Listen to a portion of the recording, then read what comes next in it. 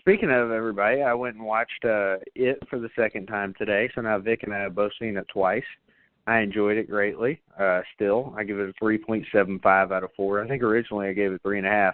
I just can't quite go full 4, but I'm pretty damn close. It was really good. Really fucking good, you know? Really fucking good. Yeah, man. Like, I don't know if they could have did anything better. You know what I'm saying? Yeah, I just don't know.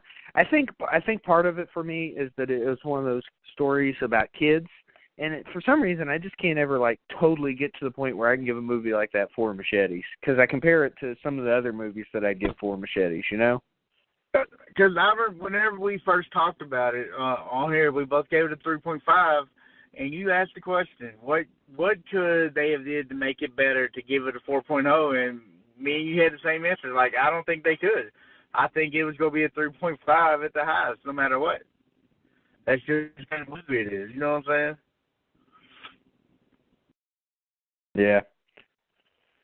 Yeah, pretty much.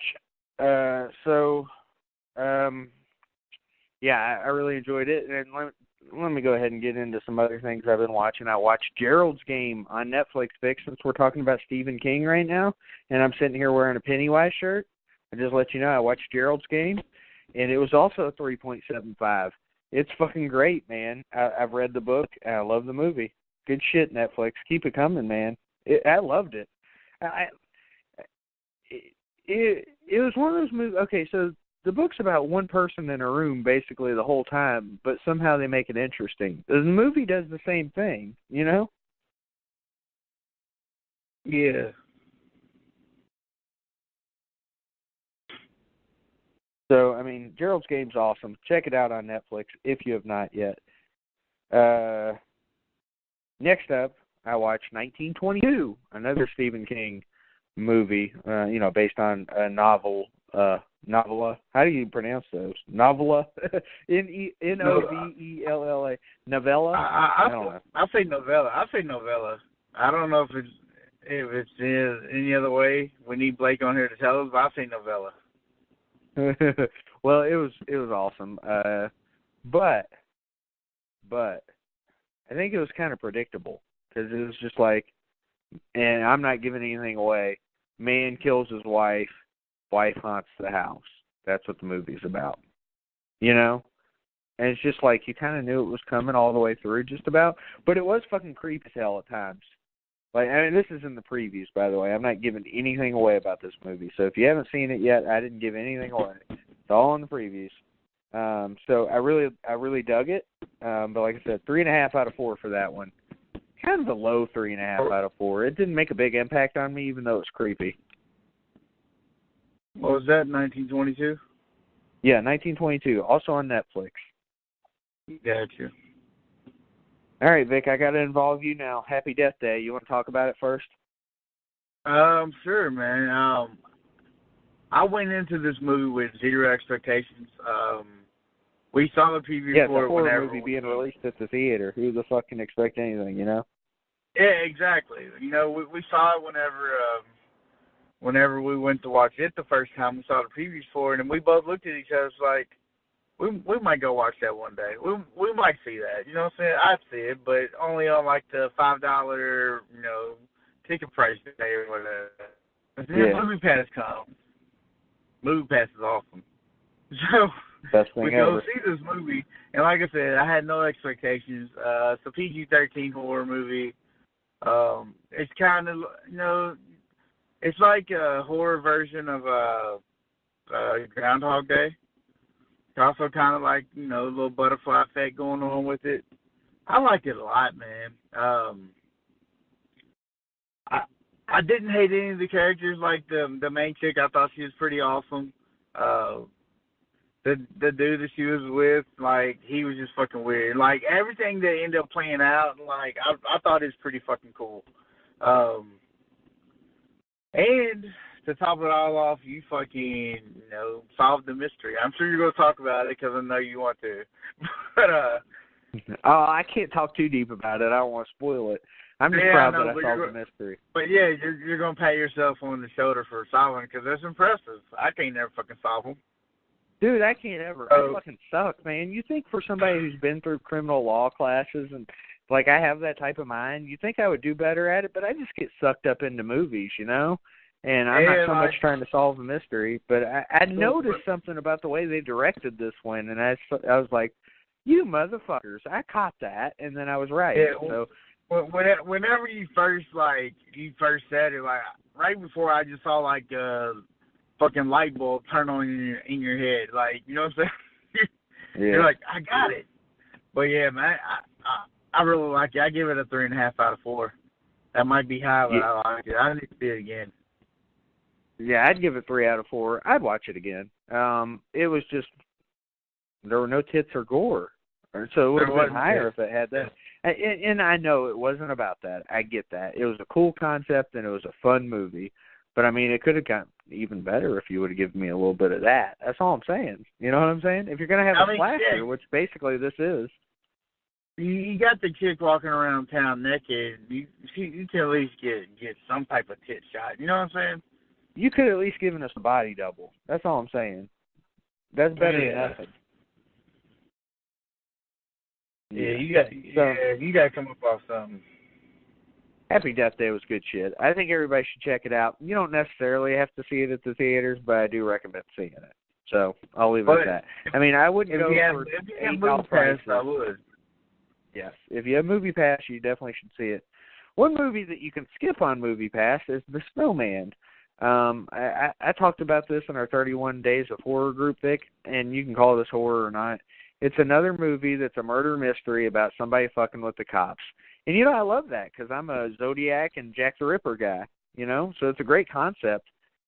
It was just kind of boring, and it was in Norway, and Michael Fassbender had nothing to work with, and I only give it 2 out of 4 machetes. It was disappointing. I didn't expect it to be great because I saw what it got on IMDb, you know, and sometimes they are right about these movies, especially a more mainstream movie, but it just wasn't that good. I've seen it a million times before, and it didn't give me anything new, and I could never watch it again, and I wouldn't care. You know, it wasn't terrible. It wasn't worth a damn. But, you know, thank God for Movie Pass. Yes. Thank you, baby Jesus. Thank you, baby Jesus. And also, thank you, baby Jesus, that we're like, how far away are we? Like 12 days away from Horror Hound? Oh, man. Yeah, something like that. Maybe a little less. I'm excited. We're going to be going to Horror Hound in Columbus. I know we talk about it every week, but I'm pretty excited about, you know, Horror Hound Columbus. My wallet's not, but the good thing is, Vic, I have this for you. Assuming this chick overnights my check that she's supposed to, I'm probably going to make gold somehow. Wow. Yeah. That's impressive. I'm stunned myself. I don't know what to think about it. I'm blown away if they do what they're supposed to do. I don't see it on the FedEx tracking, so I'm freaked out a little bit. It may not have been picked up today. It may be picked up tomorrow. Either way, though, I've got till Halloween. And, you know, if there's one thing I have on my side, it's the luck of October. So we'll see. This is true, my friend. I'm trying to think what else I've watched. I know you're not a big fan of me doing this, but I've been watching the Exorcist series. It's still awesome. I love it. That's about it. I've got a lot of other horror movies I need to watch. I talked about It Follows last week, so I don't have anything else to say on that one. I got a few movies that I need to watch. I know that much, you know? So here's what's on my Netflix watch list right now that I'm going to try to get to before the end of Halloween, which is going to be hard considering I've only watched like one Halloween movie this October. I mean, as in the series, Vic? Yeah. So I've got The Babysitter, which is about the chick who's in a cult. I've got Cube. I've got The Bad Batch, Boys in the Trees, House on Willow Street, Patchwork, and Mindhunter, which is that TV show with Edmund Kemper. Yes, that's what I need to see. Yes. So I've got a few that I need to watch and check them out and see how good they are. You know, if I miss a couple, it's not a big deal because I still got to get to the classics. I've watched Trick or Treat only once this October, which is sad. I've watched Halloween about 1.5 times this October. I watched Nightmare Before Christmas more times than I can count. I watched Hocus Pocus a couple times. Yeah, I know. You can do it all you want. I'm good with it. Let's see. I haven't watched Night of the Demons at all, which that's a Halloween staple, is it not? That tells you how busy I've been. Even if I haven't been busy, I've made myself busy. So I don't know. I watched Pet Sematary. That's always a good thing. I love Pet Sematary. I'm good with them remaking it, though, if they want to. It's fine. You know, it won't be as good, I don't think, but we'll see. I don't think it's the type of movie that you can say, you know, you ruined it. Who gives a shit?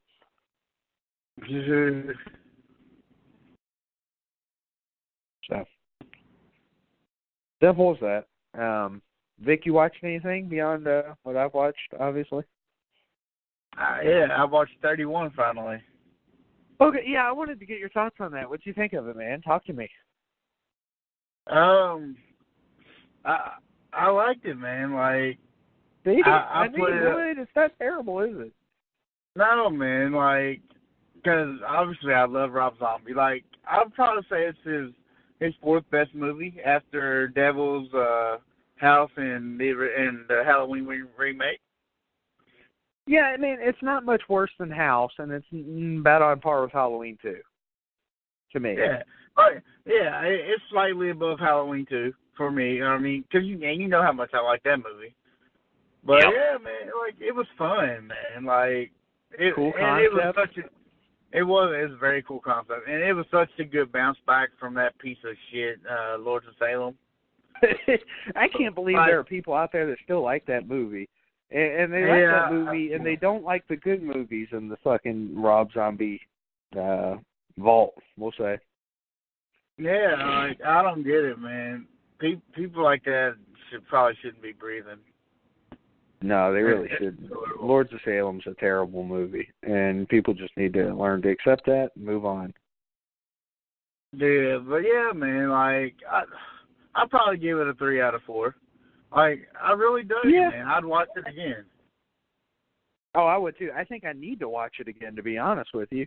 I feel like I didn't catch enough the first time around. Like, I feel like there was a lot of shit going on in this one. Yeah, not that it was like a smart movie. I wish I could have watched it more, but, well, yeah. It did suffer from one thing that a lot of movies these days suffer from. It did the dark thing. You know what I'm talking about? Oh, yeah. God, I hate that, yeah. Rob Zombie's one of the worst with that shit, too. He did it in Halloween, also.